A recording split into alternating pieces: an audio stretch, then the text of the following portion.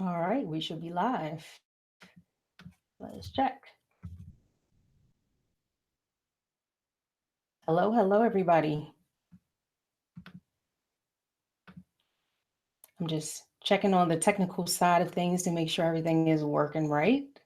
So, last thing I want to do is be supposed to be here live, and then I'm just talking to myself. That's no good. So, if you can see me, if you can hear me, let me know. Drop a yes if you can see me and you can hear me.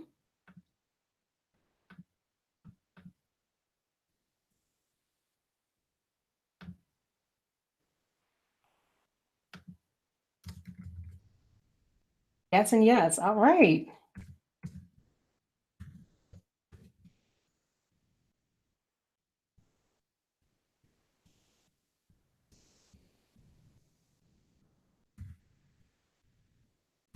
All right, everybody's saying yes, they can see me and they can hear me. All right, so we'll go ahead and get started here in a moment. Let me get my notes together. Happy Sunday, everybody. Hope you have had a great weekend so far. I know I have. It's been a lot of things going on this weekend, but just trying to get everything together. And somebody in one of my recent videos left a comment and said, "Hey, can you do something? Can you do a video on the government shutdown?" And I was like, "Oh, yeah, I can do that." And then I thought about it, like maybe I should just do a workshop and come here and do a live with you guys.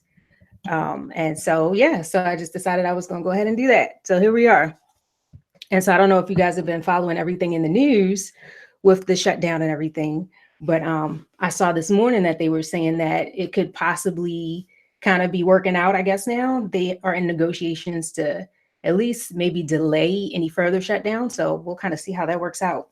But what I wanted to do was talk about these 8 financial lessons that are really good for anybody, even if you're somebody that's not affected directly by the government shutdown. And for anybody outside of the US, you might not even know what I'm talking about right now, or you've probably been seeing it on your news as well.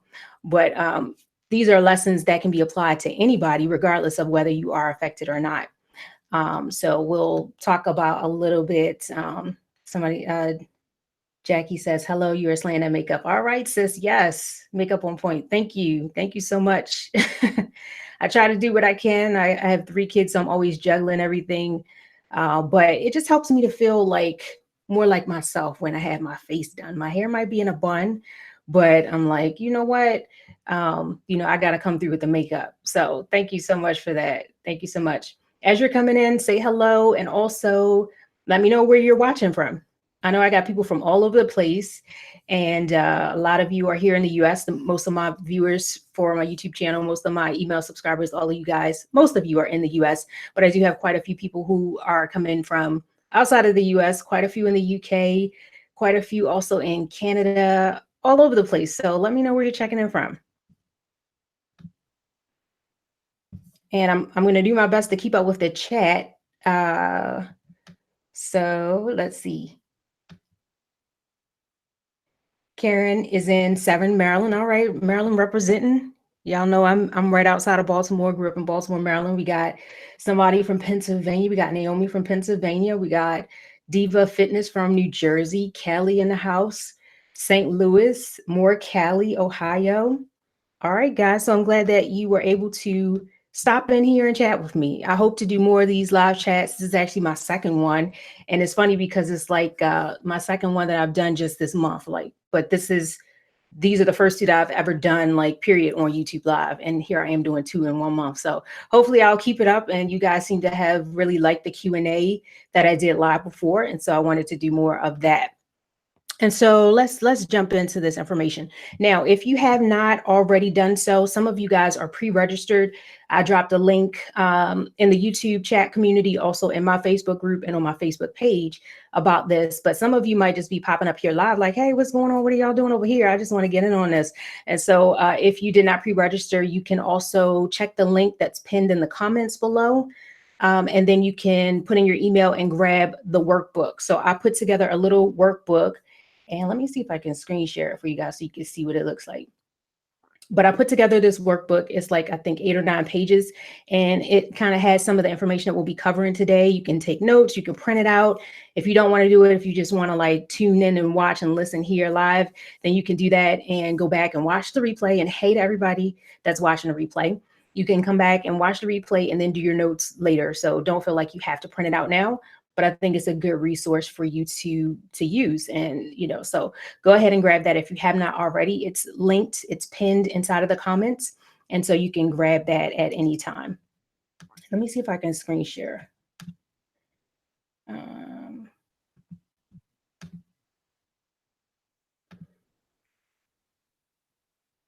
All right, so let's see how this goes. Share my entire screen. Let's do that first. All right, so you should see me come back here in a minute, or you'll see my entire screen. And let's see what we can get.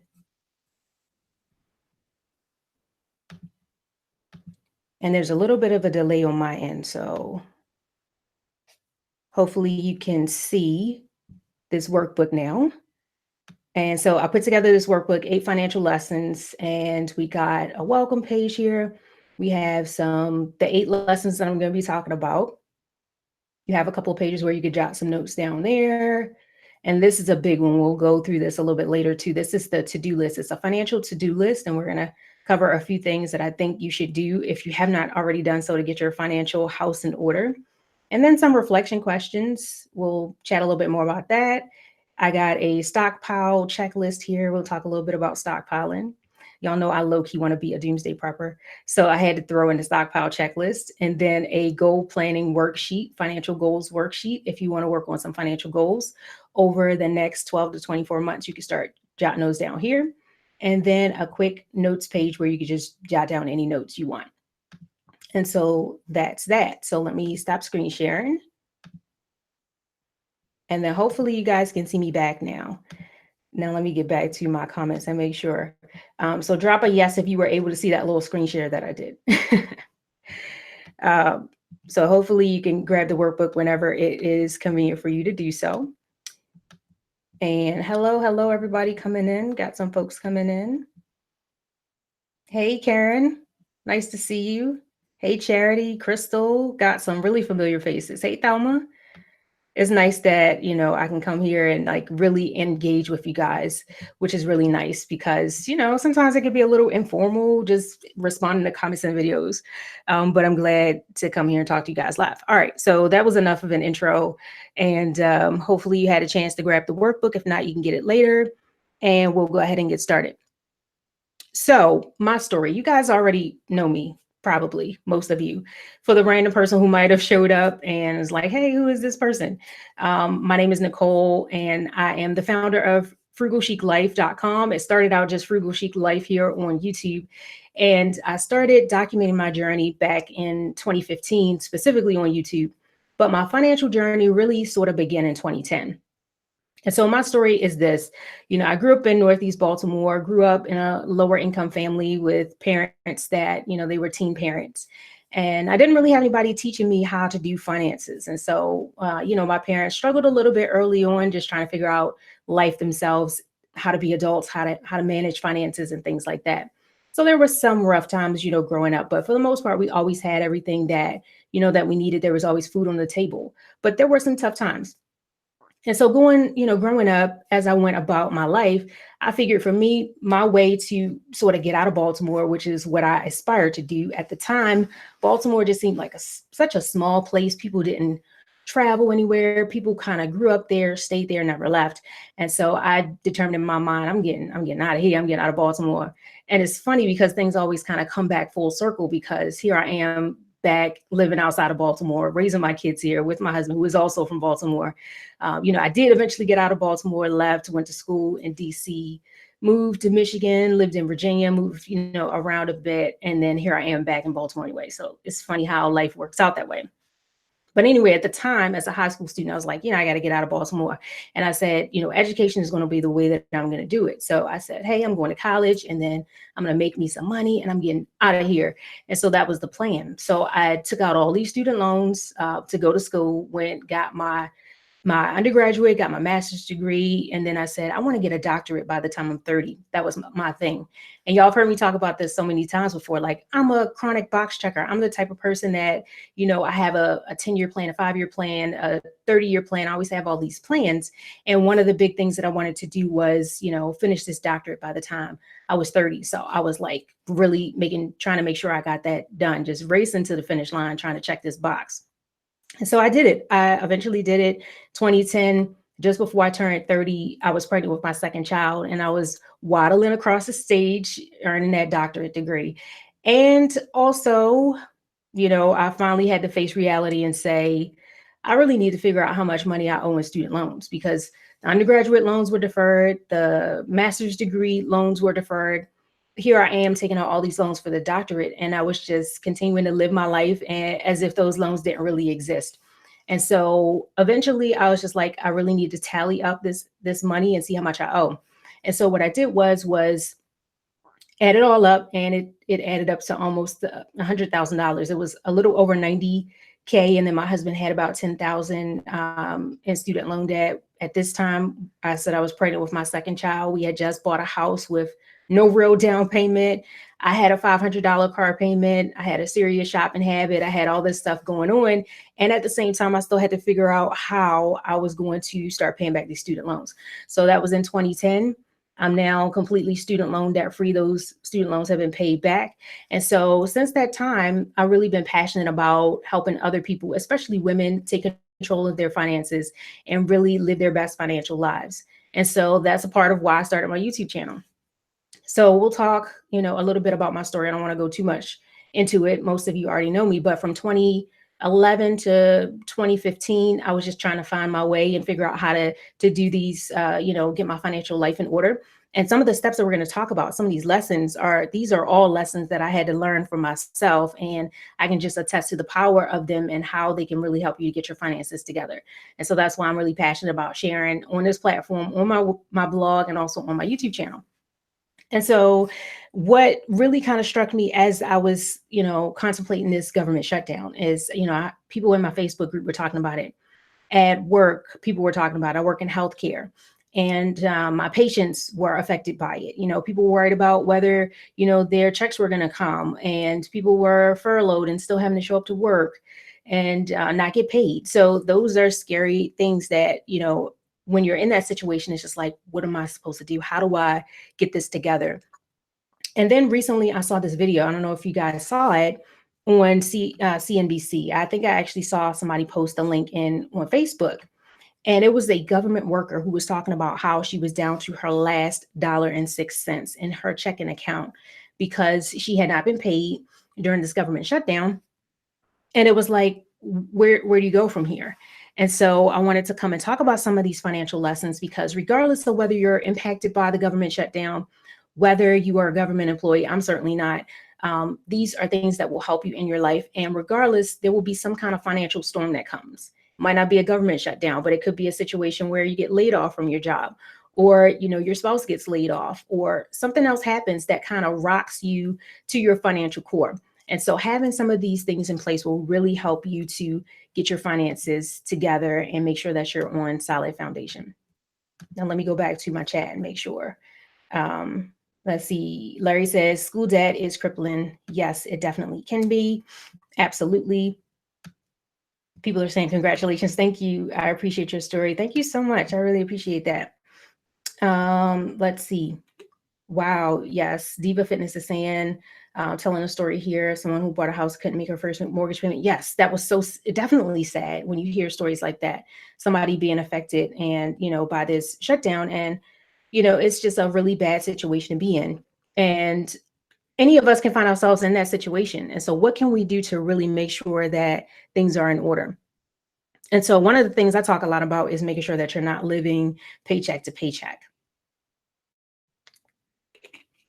Making sure that you're not paycheck to paycheck. LG says she was not ready to buy. Maybe so, not in a position where it was something that this person should have done to buy that house right away, even though the financial house wasn't really in order at the time. And so, but these things happen. These things happen all the time. Sometimes we're just coasting through and we really don't realize how much our emotions and our background is really impacting the way that we spend our money. And so for me, like looking back to my childhood now in retrospect, I'm like, okay, I know that this desire to get out of Baltimore, to live a different life and do something different other than what I saw modeled around me really drove me. And it helped me to be like a really goal oriented person to say, I really want to get these things done. But also at the same time, I didn't think about the financial implications of what I was doing. And so those things that we grow up with and those things that we see modeled and those things from our childhood really do impact us. And so moving forward, I just like to share the lessons that I've learned and in hopes that it will help somebody else. So I hope that kind of, brings it together with me sharing a little bit about my story and why I'm so passionate about doing this. And so today I'm talking about 8 different lessons that will really help you solidify your financial foundation. And so the first lesson that I kind of want to bring to light is that emergency fund, y'all. I mean, and I know, and some people might come here and think I was going to talk like about politics or whatever. It's not about the politics. I do not talk about politics. Politics is one of the things I kind of stay away from just in my personal life, not even just online. I don't like to talk about politics. One thing I will not argue with you about is politics or religion. I'm not going there with you. And I certainly don't like to argue with people online. And so this is not going to be like a thing where I'm bashing, the government, either side, about what happened with the shutdown. But it's really about you as an individual, regardless of what you believe politically or otherwise.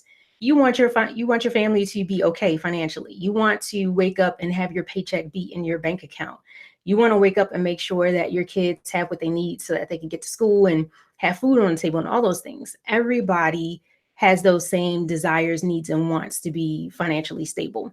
And so the first lesson is that emergency fund, y'all. I know y'all heard me talk about this so many times before, but making sure that your emergency fund is in place, making sure that you have some reserves. Yes, people are saying in the comments, Yolanda, making sure that you have those reserves in place, because if something like this happens with this government employee and thousands of other ones that were affected, if that paycheck all of a sudden does not show up, what do you have to rely on? And so one of the reflection questions inside of the workbook that I put to you guys, and I'm gonna put it out here now, is if you lost your job next week, how long would you be able to stay afloat financially without that paycheck coming in? So answer if you feel comfortable in the comment section, or just use it as a point of reflection to say, yes, if something like this happened, even if it's not a shutdown, my employer just comes in tomorrow or next week and says, business is not doing well, we're going to have to close the doors and I can't pay you anymore. What would you do?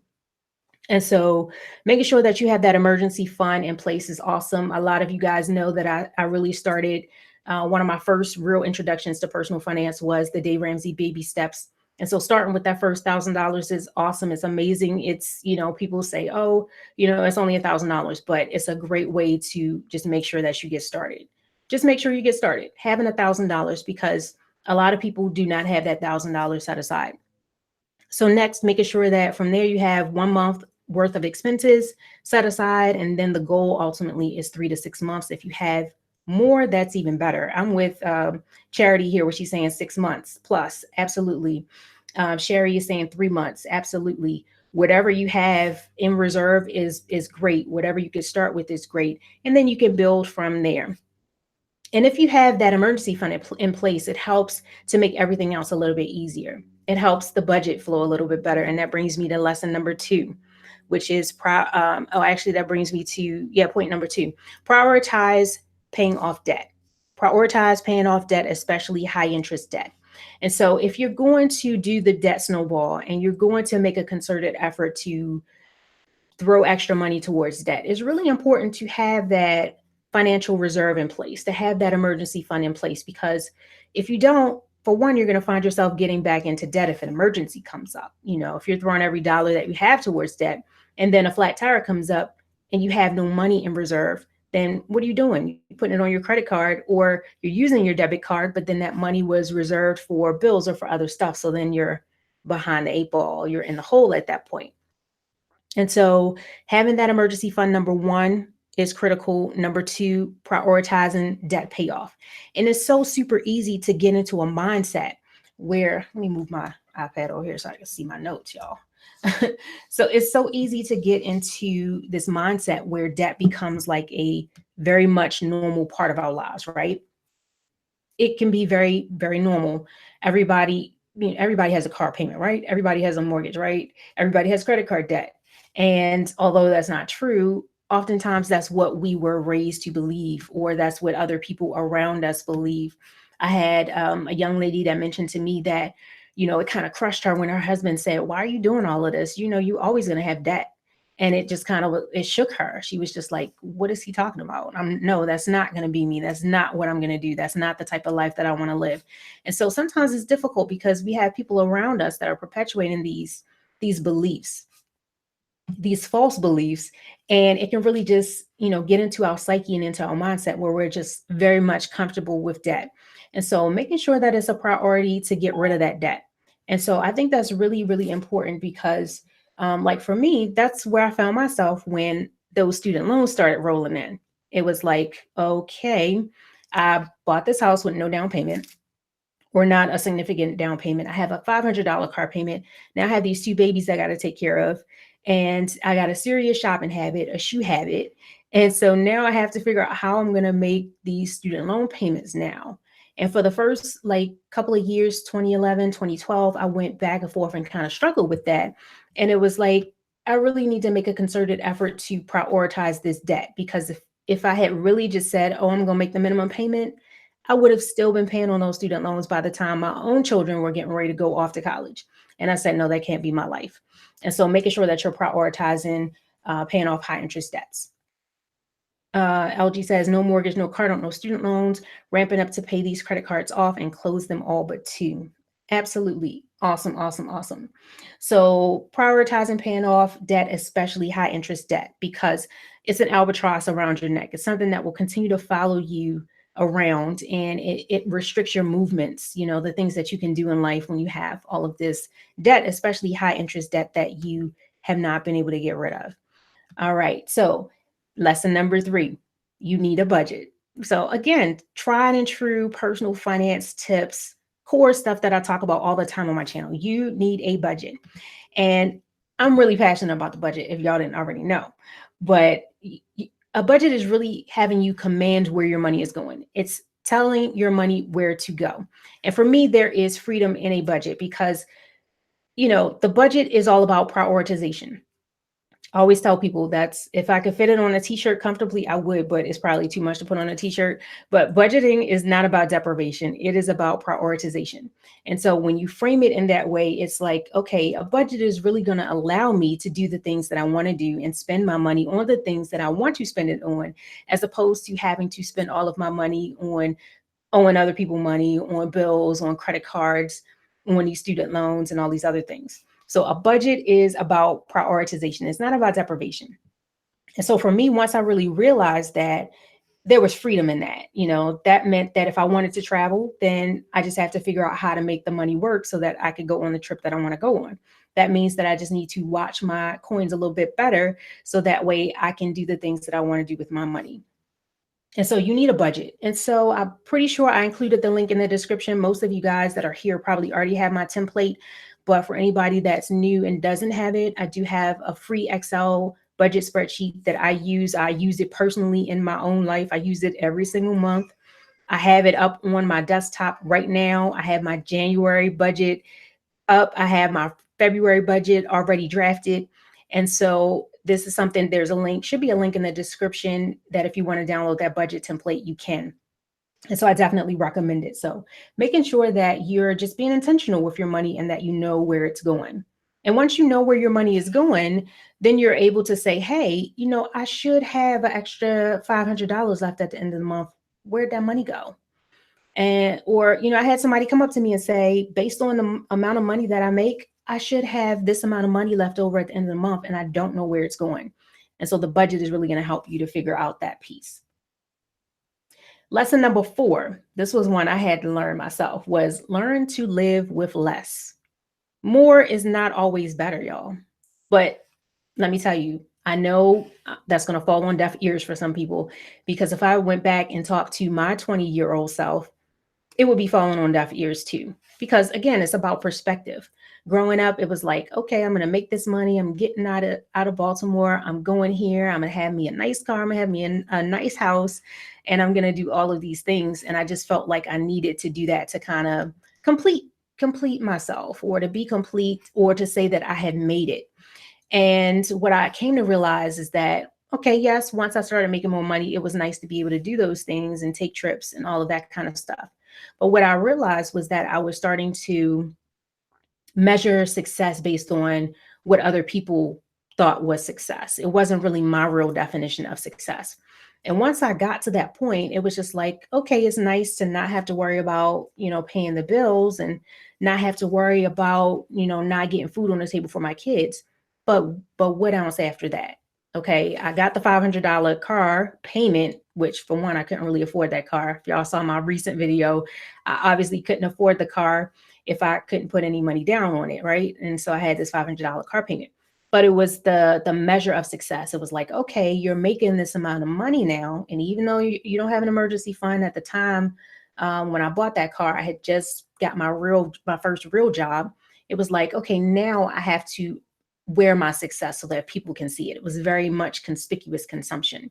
But as I went along, and I realized I had this car payment, I had this house, I looked like I was successful on the outside, but I had all these student loan debts. I had a closet full of clothes, but I was always having to work to make sure that I, paid off my credit card bill at the end of the month, and that I could meet all of these expenses that I had. And so more is not always best, right? So learn to live with less.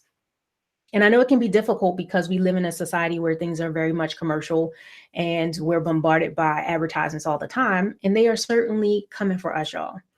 They have teams of people that all they do is marketing, and they play on our psychology and on our psyche, and they know what things are going to trigger us to feel like we need to buy these things.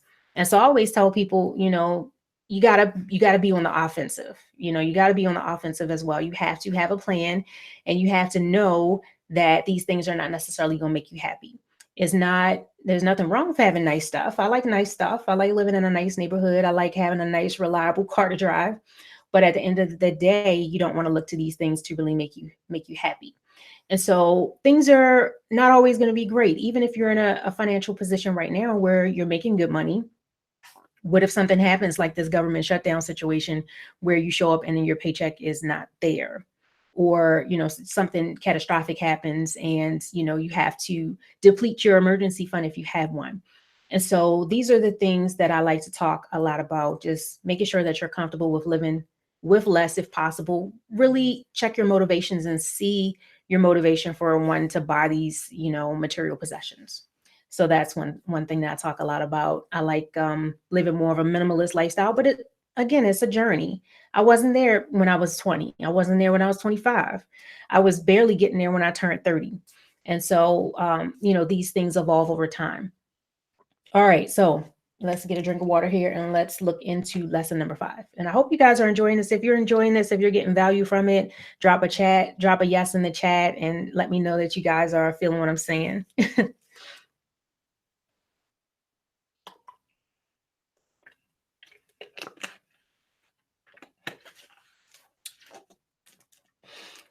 And another thing about living with less, yes, I see the yes is coming through.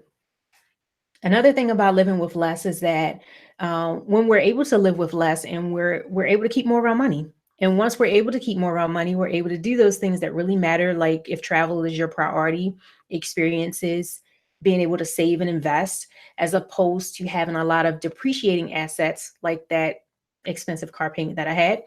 And you're able to do these things that you want to do, like invest and save for the future, as opposed to throwing all the money into clothes that are not going to be in style in a year, or a car that's depreciating as soon as you drive it off the lot.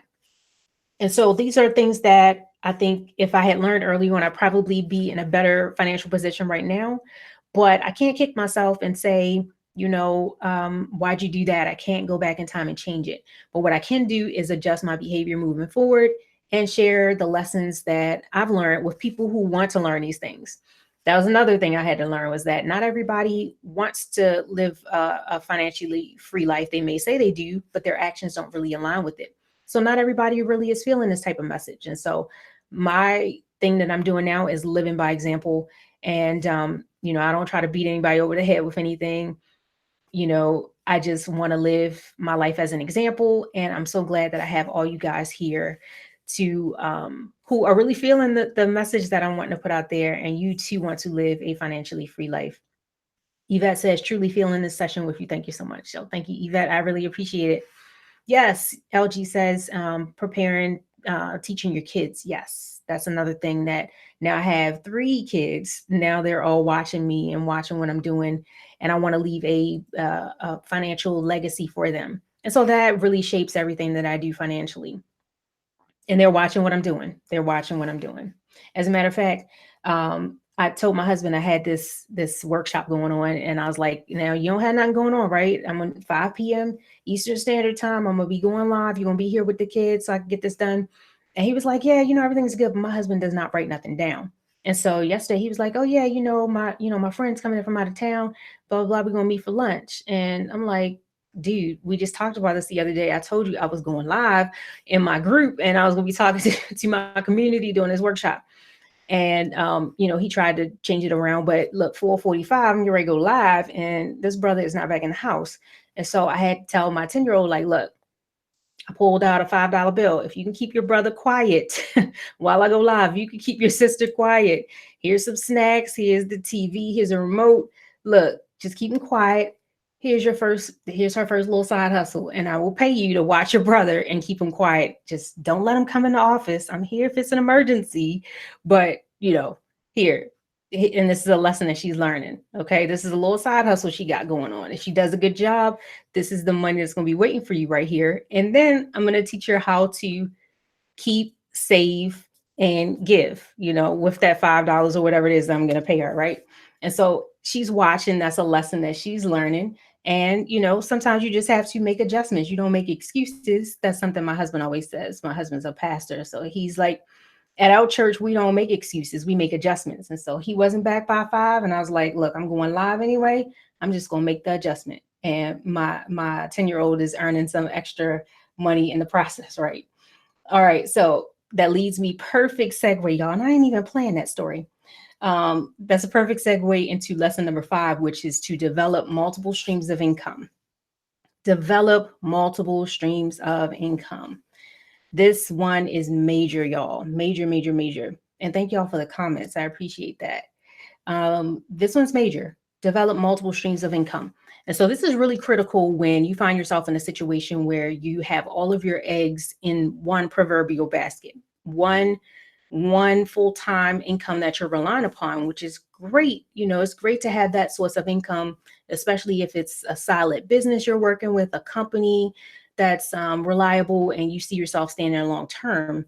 It's great. That's awesome. But at the same time, that job may not always be there. It's good if you have a solid career to fall back on. But what happens if that company goes belly up? And for me, I just don't like having all of my eggs in one basket. And you never know when the situation might turn, a new management might come in that you just don't vibe with, or you may need to make an adjustment. And so I think it's great to have multiple streams of income so that you're not relying upon just that one single paycheck.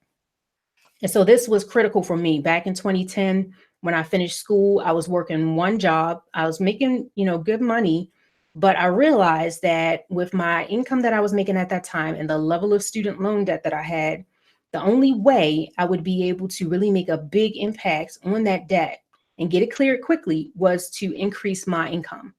And so most of us have a cap at which we can't really go past in our careers. Once you kind of cap out on your salary, I wasn't quite there yet, but I knew the best way for me would be to work my full-time job and get a couple of side hustles. And so I side hustled my way out of debt. And so I talk a lot about side hustles. For example, right now, YouTube is one of my side hustles.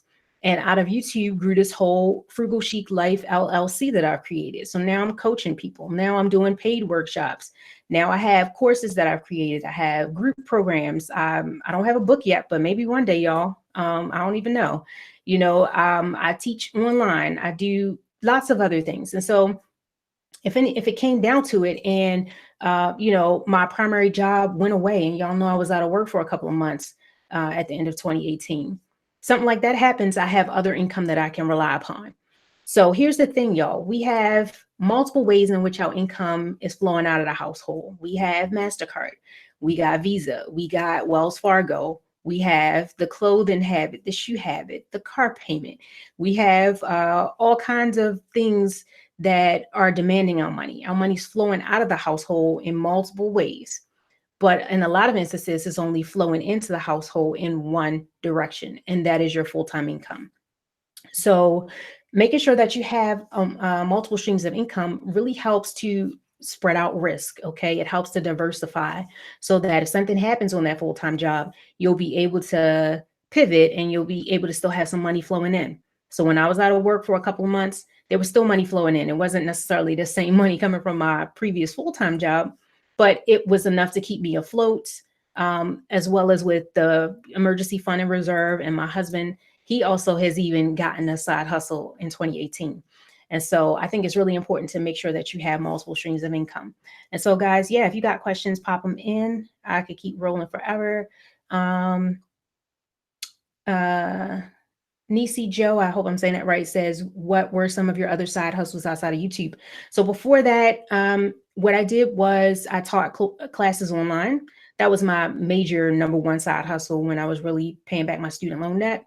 So if you have a master's degree in a particular field, a lot of times you can get adjunct teaching positions at community colleges. So I did that.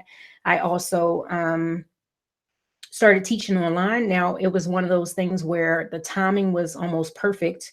And it was just like the right place, right time. And also, I believe in favor. I'm a Christian, so I believe in favor too. And so at the time, we were coming out of that economic downturn back, 2008, 2009. And what happens when the economy is bad, people oftentimes might be out of work and they decide they're going to go back to school, or their job is not paying them the way they want. And so they want to advance their education. So at that time in 2010, a lot of people were starting to go back to school, and there were all these online teaching positions.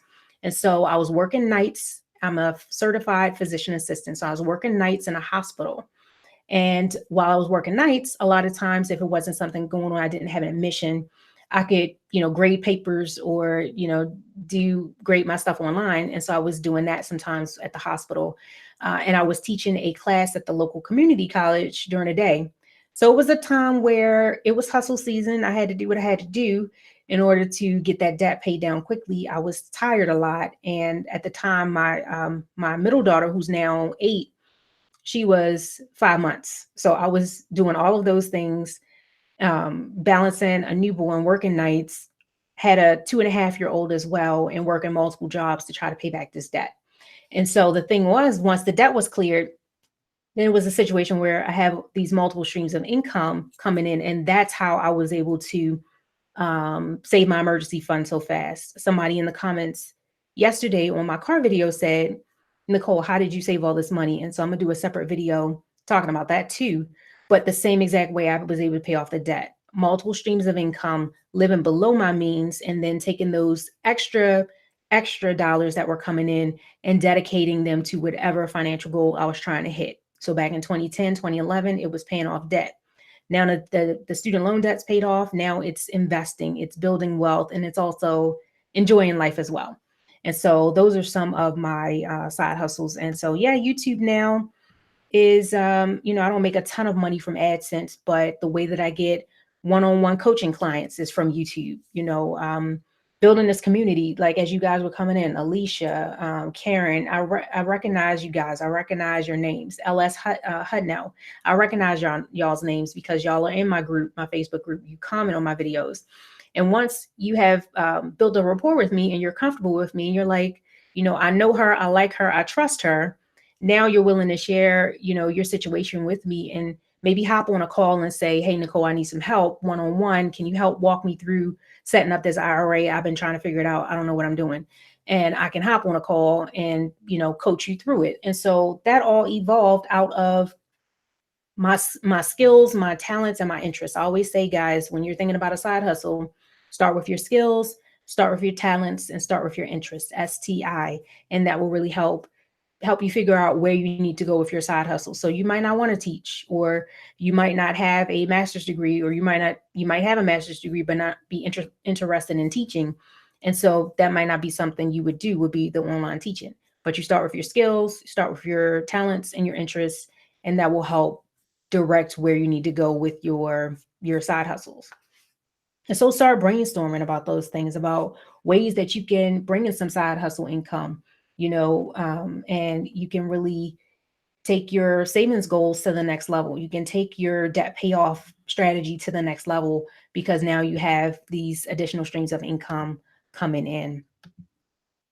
All right. Okay, awesome. So that was lesson number 5. Lesson number 6 is save, save. And did I mention save? Save, and save some more. And I always say this because saving is a habit that needs to be developed. It's not something that comes naturally to a lot of us. Some people are just like, I was born a saver. I don't like to part with my money. Other people are natural spenders, and some people fall right in the middle. And so I think it's important that if you are not a natural saver, that you work to develop that habit of saving. And so even if you're in the midst of paying off debt right now, start small. I made a video not too long ago where I talked about doing a year-long savings challenge. Start with $25 a paycheck. Start with $50 a paycheck. Start with $10 if you have to a paycheck. Whatever's going to comfortably fit into your budget, and you put that aside for a rainy day. You put it aside into your emergency fund. But start developing that habit now, even as you're paying off debt, because if you don't, what I think sometimes happens once you do get out of debt is then all of a sudden you go buck wild and you're like, oh, I have all this money now. What am I doing? And then sometimes you go the opposite direction and your money is not really, you're not really getting the best bang for your buck at that point. So make sure that, you develop that habit of saving, putting away money for a rainy day. Begin with your short-term savings goals as well. Somebody mentioned sinking funds, making sure that you do your sinking funds, which are basically incremental ways. It's a way to save incrementally for short-term savings goals. So making sure that you're doing that, and also making sure that you're putting money aside for the long term. And we'll talk more about that when we talk about lesson number 8. So save, and then save some more, because that's really going to serve you very well if you get into a situation like this government shutdown where your paycheck is not sure, or, as my husband says, your bread and water are not sure. You want to make sure that you have something to fall back on. And you can't predict everything. Life will throw some darts and some arrows at you. You never know how things are going to turn out or what could pop up. But if you could be prepared, prepare now when things are good. And see, that's the thing. We're not thinking about it. Maybe you feel like your job is super secure.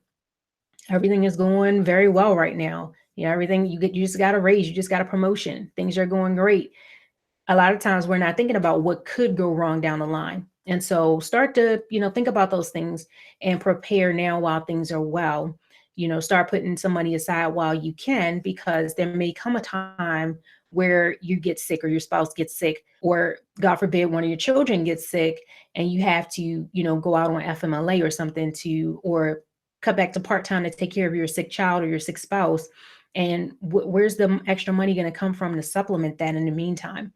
So those are some things to begin thinking about your savings goals. So develop that habit of saving even now. I Heart Neek says, so do you feel we need more than baby step 1, 1K? Oh, so more than $1,000 for baby step 1. He be saying 1K isn't enough, in my opinion. It really depends on your personal situation. It really depends. For me personally, I felt like I needed more, and I kind of came into it where I already had a little more in savings when I started really working the baby steps, so to speak. And I felt like, for me personally, I needed to have a little more of a robust emergency fund in order to then throw all of that extra side hustle money towards the debt. And so I made sure that I had a little bit more. Personally, at the time, I owned a home and I had these 2 babies and, different things. $1,000 was not going to take me very far. So I wanted to make sure I had a little bit more than that. But the $1,000 is a great goal to start with, because for some of you, $1,000 might just be enough that you feel comfortable then dedicating the rest of your discretionary money to paying off debt. So it really depends on the situation. Do what is going to be best for you. Don't feel like it has to be all the way black or white. Just make sure that you do what you're comfortable with as well. All right. So Save, save, and save. Then lesson number 7 is to, I'm checking my time. Lesson number 7 is to stock up on food and household items. Stock up on food and household items. Like I said in the beginning, as y'all were coming in, like I low key or high key want to be a doomsday prepper. So I'm always thinking about the stockpile, right? And if you come into my house, and I have a place in my basement, in the back where, I keep some additional, like household stockpiling items. And so I'm not like the person that has like 187 jars of peanut butter in my basement or anything like that. But, I think it's very important to kind of build up and have a little bit of a stockpile. For one, not necessarily like I'm waiting for the zombie apocalypse, right? But at the same time, I do know that there may be a situation where money might be a little bit tight. Like I just cut back to working part time and the budget doesn't flow as well as it did. Money doesn't flow as easily as it did when I had, 6, 7 different side hustles at one time. And I'm completely okay with that. But what that means is that I need to take advantage of deals, right? I know we need toilet paper. I know we need laundry detergent. So when I see those sales pop up, if I have a little bit of stockpile money aside in my cash envelopes or whatever, then I'm taking that money and I'm stocking up on my deals while I have the money to do so and while it's on sale. So I'm not waiting until I'm down to my last tube of toothpaste and then going to Giant because I know that the Colgate is super expensive at the Giant. And so what I do is I stock up when I see sales and I have some shelves in my basement and I just make sure that I'm stocking up when I catch good sales. And so think about that as well. I saw a story recently with this whole government shutdown situation where the food banks were starting to kind of panic a little bit because not only were they helping out furloughed employees from the government shutdown, but also people whose food stamps and SNAP benefits might potentially not come through for the next month. And so one of those situations that could be pretty bad, to have to go resort to going to a food bank to feed your family. And there's no shame in that. If that's what you have to do, that's what you got to do. Growing up, my mother was the ultimate side hustler, right? She was delivering pizzas at night and working at a supermarket during the daytime to make sure that my sister and I had food, when things got tight. And you do what you got to do to feed your family. There's no shame in doing whatever you had to do. And she might not have liked delivering pizzas in the evening. I'm sure she didn't, but it was like, hey, this is what I got to do to feed my family. And so there's no shame if you have to do things like that to feed your family. You got to get a second job. You got to feel like, take a job that you might feel might be below your skill set because you got to feed your family.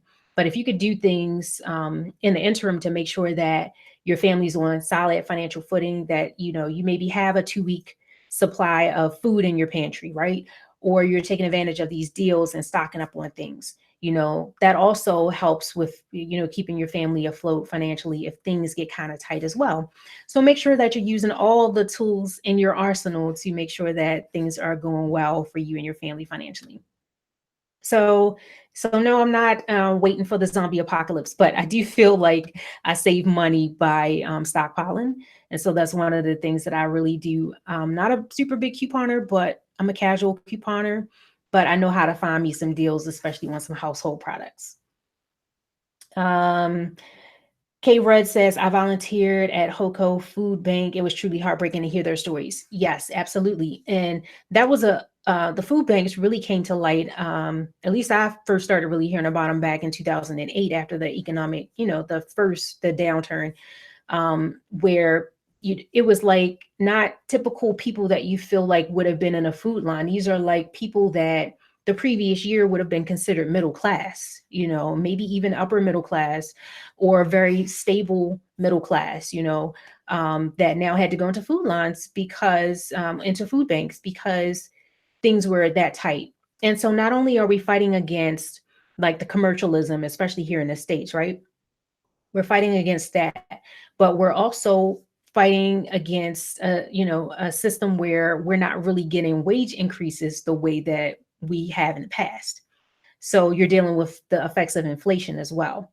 So at the same time, prices are going up, but we're not really, making the kind of money to keep up with inflation. Prices are going up, but wages are not really going up to reflect that change. And so, yes, stocking up. And even with the stockpiling, like here in Maryland, was it 2 years ago, we had sort of like a blizzard, which it wasn't like a major blizzard that you probably would see in other parts of the country.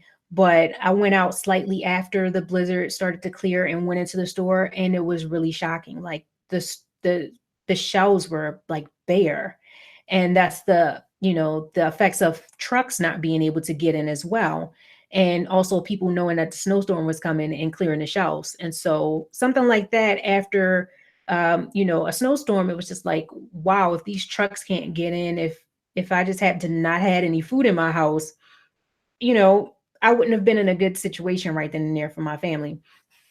And so yeah, have a few canned goods. It's not my preference to really eat, canned foods if I don't have to. I like fresh fruits and vegetables. But if something happened and you needed to have some food on hand, I'm gonna eat me some canned green beans if I have to.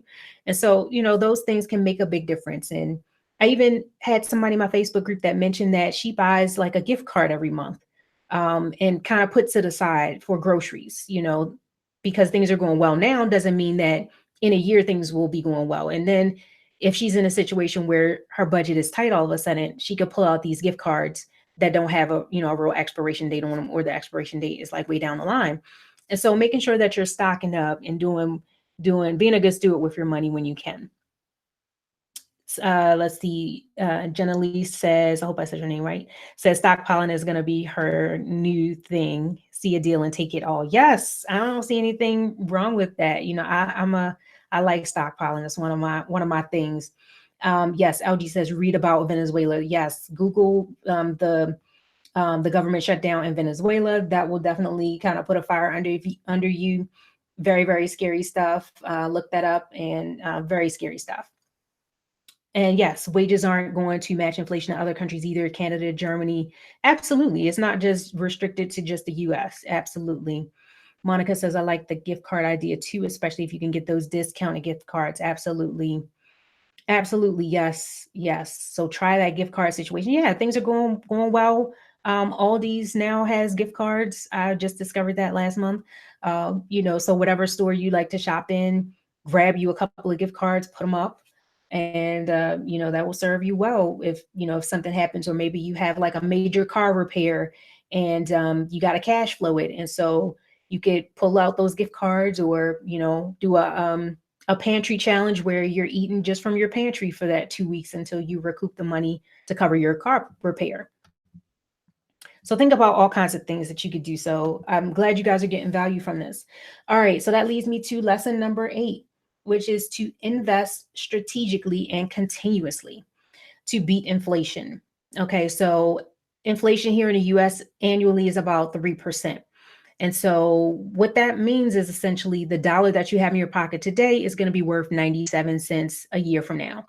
And so one of the things that I hear from people a lot when they talk about investing is that they're afraid of losing money.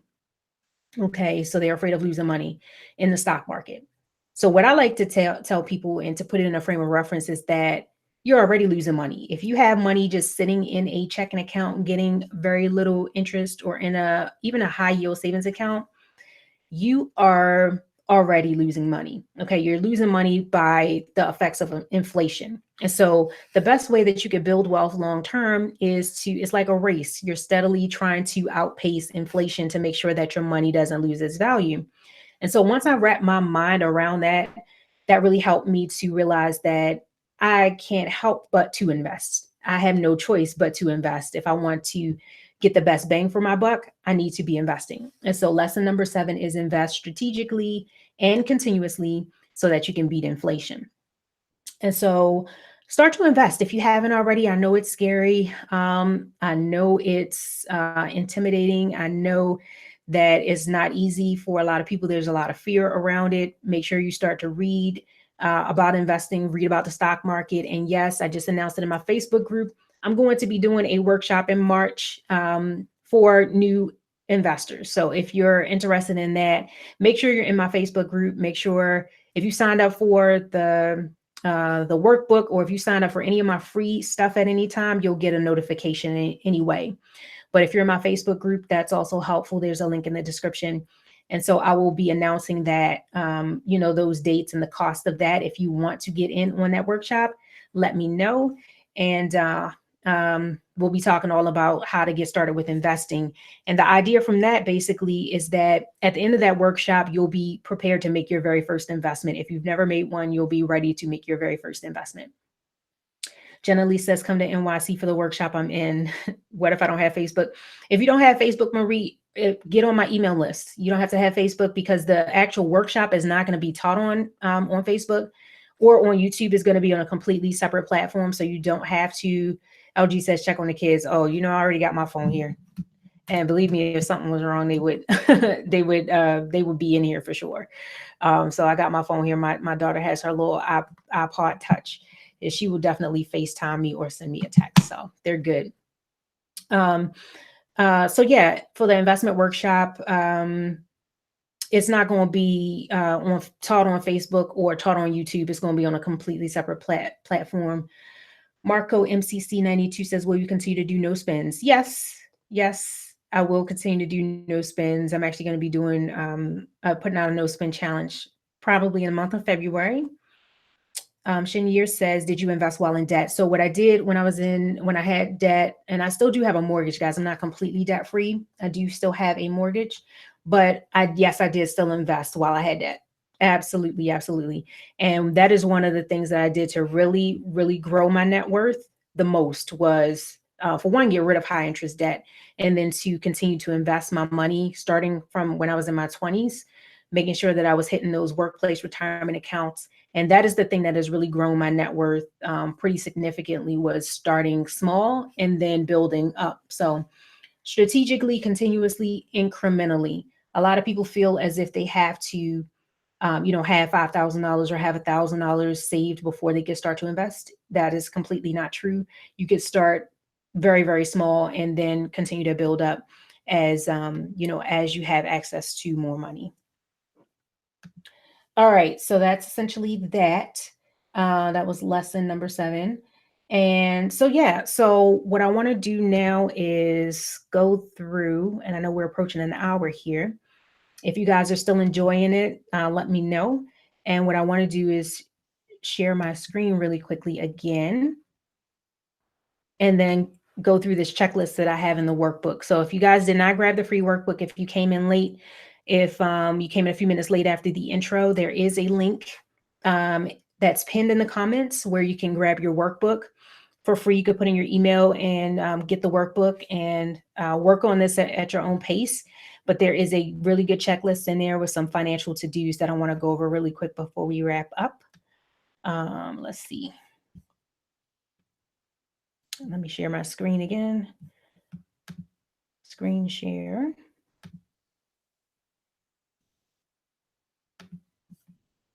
Okay. So hopefully you guys can see my screen. It says my screen is being shared, so you should be able to see it here. So there is this financial to-do list here. So I'm going to read off a few of these, and then you go through this on your own. And so these are some things that I want you guys to start thinking about. So check your credit report and score if you have not already done so. That's always a great thing to do. Tally up your debts from smallest to largest. Create your household budget. Start an emergency fund. Brainstorm a side hustle or 2. Try a no spend challenge. So we were just talking about that. Give yourself a raise by adjusting your withholdings at work. I have a video on that. And guys, if you click on, not all of these are clickable, but when I put together this workbook, I was like trying to figure out how I could make it so that you could click these. So some of these, if you hover over them on the electronic workbook, you will be able to click on a video that will show you how to do it. So if you click on do a year-long savings challenge, that video will pop up and walk you through that. Open up a Roth IRA. There's a video there that will talk about the differences between a traditional and a Roth IRA. And then get yourself an accountability partner or check out Beyond the Budget. And then I'll talk a little bit about Beyond the Budget in a moment. And then these are those reflection questions that I was telling you guys about. And so take even if you don't want to print the entire, I think it's 10 pages, you can go through and just print out the pages that you want to work on. And then here's that stockpile checklist that I was telling you guys about. and a place. Sorry, I'm scrolling fast. And then a place for your goal planner. So this is a one-page short-term financial goals sheet that you could print out. And then there's also a page for notes as well. All right, so excuse my crazy desktop there. My husband's like, how can you work with all that stuff on your desktop? But it works for me. All right, so hopefully you guys can see me now again.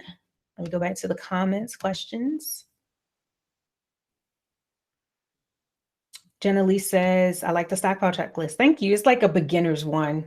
It's a good way to get started if you have not, started stockpiling yet. So I thought that would be kind of cute and nice for you guys. K Red 06 says, did you say you have a rental property? Yes. So that house that I mentioned that we bought back in we bought it in 2009, but the house that we were living in when I graduated with all that student loan debt, yes, that's now a rental property because we moved from that state. And we do have renters in there. We have a military family in there on an extended longer term lease. So, I'm happy about that to not have to worry about getting renters right now. So yeah, I have a rental property. And I hope to get another one. I did mention that recently too. I'm going to be saving towards maybe getting a second rental property soon. So guys, that is essentially what I wanted to share with you today. I hope you enjoyed the workshop, the 8 financial lessons inspired by the government shutdown. And again, these are lessons that are tried and true that can help you regardless of where you are in your financial journey, and whether or not you're a government employee. It's just like good financial sense, good things that you could do to get your house prepared for a storm, because a storm can come at any time. It may not be the government shutdown, but it could be a health situation. It could be, your job situation all of a sudden becomes not stable. And so you just never know what's going to happen, guys. So these are really things that can help anybody. And so I wanted to share with you guys. So the last thing on that checklist, the financial to-do checklist, was get yourself an accountability partner. And so I think it's critical because a lot of times we know the right things to do financially. Like we know we need to save. We know that we should spend less than we earn, all those good things. But a lot of times there's just a block there where we aren't able to get those things done. And so I started what an accountability group is called Beyond the Budget. So, hey, any of my Beyond the Budget, my BTB folks here, drop a BTB in the comments if you're here. And so right now it's like a couple dozen women in the group, and all women right now, no guys. I'm not opposed to having guys. It's just that it's been all women so far. But as a couple dozen women who are really looking to take their finances to the next level and have said yes, raised their hands and said, yes, I know the right things to do, but I struggle with the follow through. I struggle with the accountability piece. And so I created this group to kind of be that person tapping on your shoulder saying, hey, you said you were starting that IRA, girl. Did you start it or what? And so in this accountability group, we meet regularly throughout each month. There's sort of a theme for each and every single month. So like February, for example, is going to be all about embracing your inner frugal. And so in this group, we do live workshops, kind of like this, but not on YouTube. So we do these workshops where people can ask questions, and I have a software that I use to help also keep people accountable with their goals. So it's like a shared file where you can go in and put in your goals, and I can go in and make comments and say, hey, how did you make your progress? How did things go with starting your savings account? Have you increased your investments at your job by the 1% that you said you wanted to do? And so I want to invite you guys to check out my accountability group if you haven't, because if any of this information has resonated with you, if you have said, yes, I need to get my budget life together. Yes, I need to figure out how to invest. Yes, I need to figure out how to save more money, and you have struggled with setting up these goals before and not following through, then I would definitely invite you guys to check out the accountability group. And like I said, y'all know I'm all about side hustles, right? And so it's really nice to be able to generate myself some additional income by doing the stuff that I love to do. And so this is another arm of my side hustle, is creating this group, and I'm able to help people. I'm also able to offset my costs associated with purchasing the stuff that I need to set up this group. And then I'm also able to accelerate my financial goals by doing stuff that I love. And so we're going to be talking about how to create multiple streams of income. We're going to talk about how to get started with investing. We're going to talk about how to save more money. We're going to talk all about the budget. And so I am excited to announce this group because it's been something that I wanted to do for a really long time, and I really just let fear stop me. I'm like, oh, are people going to find value in this? Is this something people would want? And I really had people telling me that this is something that they wanted to do and that this is something that they needed. And so I opened up this accountability group. And so I want to invite anybody who is interested in joining the Beyond the Budget accountability group to check it out. There is also a link in the description below if you want to check it out and become a part of the group. And so that is pretty much what I wanted to share with you guys. Now I want to open it up for other questions that you guys have, and then we'll probably be wrapping it up in about the next few minutes or so. Let's see. Naturally Me says, thank you for sharing your knowledge, time, wisdom, and lessons. Thank you so much. I appreciate it. Sherry says, still enjoying. Absolutely. Thank you. Tanya says, explain a no spin challenge, please. Absolutely. So essentially what a no spin challenge is, it is challenging yourself to not do any discretionary spending for a fixed amount of time. So for me, one of the things that I did when I was first starting to pay off debt, when I was trying to reset my spending habits, was no spin challenges. So I had a real problem with having too many clothes and a problem with having too many shoes. And so I challenged myself to, it didn't start out as a year-long challenge. It started out as just me saying that I wanted to go month to month and say, I'm not going to spend any money on clothes this month.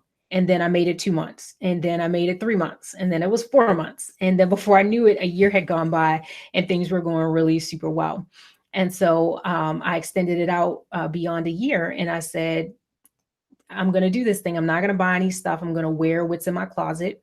And so I did a specific no spin challenge specifically directed towards clothes and shoes because I had a problem. That was my problem area.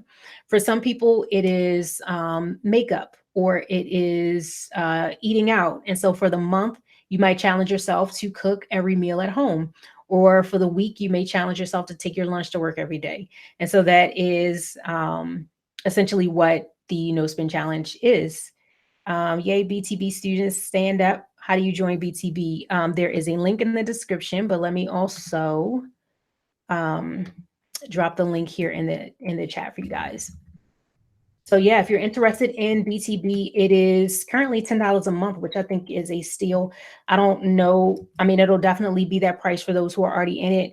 Maybe if it goes well next year and it's still around, I'll bump the price if people are getting value out of it. Who knows? So BTB is Beyond the Budget. That is my accountability group. I'm dropping the link. Tanya says, what is BTB? It's Beyond the Budget. So Beyond the Budget is basically like an accountability group. It's a group right now, it's all women who want to take their finances to the next level, but have struggled with the follow through. So have struggled with staying on track with the goals that they set. They have no trouble setting the goals, but they struggle with the follow through. And I use the example of myself. Financial goals have never been my problem. I'm pretty much good with that part, but I've struggled with like my fitness and exercise journey. And so I try to lean on somebody who I know is stronger in that area. So my sister is getting her personal trainer certification right now. And so I said, hey, I really need some accountability in this area. So she put together like a program for me, and she will check in with me or whatever and say, hey, what's up? What's going on? And I know that since she's going to be checking in with me, I'm going to follow through with the stuff that I said I was going to do. And so let's see. So I dropped a link there. There's also a link in the description if you're interested. I know I saw Monique that said she clicked on this and didn't realize it was alive. So that's awesome. Yeah, Monique, I'm gonna be trying to do more of these. Didn't realize it was alive. I wanted to say hello before it ends. Congrats on creating the group. I know it will be a blessing. Thank you so much. Marco MCC92 says, have you found your car yet? I think I have. So I found a used car that I think I want. It was in another state, so they did a free transfer. It's CarMax. And then I'm going to test drive it when it comes next week. And if it's the one, I'm going to buy it. V. Louise says, what does the $10 get you? So the $10 gets you monthly workshops with me. So similar to this, but not on a YouTube live platform. And so it gets you monthly workshops. It also gets you accountability with your goals. We have a platform that we use to, it's a shared file that I can check in with you with your goals. So let's say you say by the end of February, you want to save $500. So you'll put that goal on your checklist, and I'll come in and make comments and say, hey, what's going on with the checklist? I mean, what's going on with your $500 savings goal? And so, that it gets you free workshops or included workshops where we talk about all kinds of financial topics and impromptu stuff. You get it's a Facebook group included. Charity says, which workbook are you referring to? Is the same financial workbook? I have that one already. Nope, it's a completely different workbook, Charity, for this specific workshop that I was doing today. And so there's a link pinned in the comments. If you want to grab that workbook, you definitely can.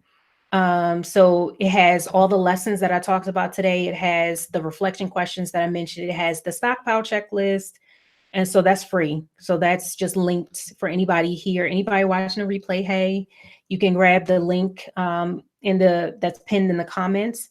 And you can also go ahead and, download that book. It's completely free and work through it at your own pace. Kina Artist, hey, how you doing? Mary Ann Ulasi says, is BTB good if you are first starting on journey towards financial stability? Absolutely. I think it's perfect for the person who's just starting out, because you definitely need that person kind of tapping on your shoulder saying, did you do what you said you were going to do? And so I think it's perfect because we talk about all kinds of financial topics. Each month I pick a specific theme. So January was about goal setting and all about creating your goals and having your mindset right. February is all about embracing your inner frugal. I already know in advance, March is going to be about multiple streams of income and developing side hustles. Already, I believe April is going to be about developing a wealthy mindset. We're going to start talking about investing also in the spring. So each and every single month, we're going to pick a different theme. And I also take feedback from the individuals in the group. So I had a handful of people. I did a poll in the Facebook group and said, hey, who's still struggling with the budget? Half the people said they're struggling with the budget. The other half said, no, I'm good with the budget. So I can do like a pop-up workshop with the group, with the half of the group that needs the budget work, and work through their budgets with them. So that's sort of what's going on. So yeah, with the $10 a month, you can cancel at any time, or you can decide that you want to purchase the whole 12 months up front and you save like, I think $20 by paying for all 12 months all at once. Or you could do the $10 a month if that's better with your budget, and then you can cancel at any time if you want. And if you come in, let's say you decide you want to join now, you'll have all of the trainings that I did in January. You'll get that, and all of the materials are all inside of the site, the course site that's for members only. Let's see. I uniquely MEX3 says, I've often heard you mention Chime. Is it a good place to house your initial savings steps? Chime is more of a spending account. They do have a savings component for it. I personally like to use it because it keeps the money separate. So I like to use it specifically for my personal spending money, because it keeps it separate from the rest of the pot. So that's what I specifically use Chime for. I have not tried their savings, and I don't know what the interest rate is on it. But anything that you could do to to start saving money and setting money aside for a rainy day, get it started. So yeah. Any final questions? We'll be wrapping up. I really appreciate you guys coming out. I wanted to keep it to like an hour and 15 minutes. I think that's what I did last time, and I succeeded in that. So if anybody's interested in joining BTB, let me drop the link again. And then the link is also pinned. I don't think it's actually in the description as well, if you want to check that out. You are welcome, Marianne. Thank you so much. LS Hudnell says, thanks, Nicole. Can't wait to join BTB in the spring. Awesome, awesome. Kina Artist says, how do you stay motivated and focused on your financial goals? I focus on my why. That's a big thing. I'll focus on my why. And so for me, it's all about my kids, and leaving a financial legacy for them. So that helps me to stay motivated. I'm also a visual person. So writing out my goals also works for me, having visual reminders, charts, graphs, Excel spreadsheets, the whole nine. Let's see. Do you still have t-shirts we can buy? Yes, ma'am. I sure do still have t-shirts. So yeah, like this. It's on my website. Let me pull a link and I will share with you guys if you want to purchase a t-shirt. It's frugalchiclife.com/t-shirts. But I'll drop the link to if you want to purchase one of these. I also still have the credit score on fleek t-shirts too. It's nice to have eyebrows on fleek, but how about that credit score? Um, so there's a link. Drop the book again, please. The link for the workbook. Yes, let me pull that up. Let me grab it. It's also pinned in the comments below. So like not the chat, not where the chat is coming from. It's not there, but it's pinned in the comments. But yeah, I can drop the link for you to grab the free workbook for this workshop. And so yeah, guys, also share the link to this with anybody that you know could benefit from it. It's free information. The workbook is free, so share it with anybody who you think could benefit from it. Let me drop the link for that. I will be sure to do that. I can't find it right at the moment, but I will be sure to do that. Well, thank you guys so much. I'm gonna wrap up and then go check and make sure these kids are still good. I'm checking my text messages. No text from my daughter, so everything is still good.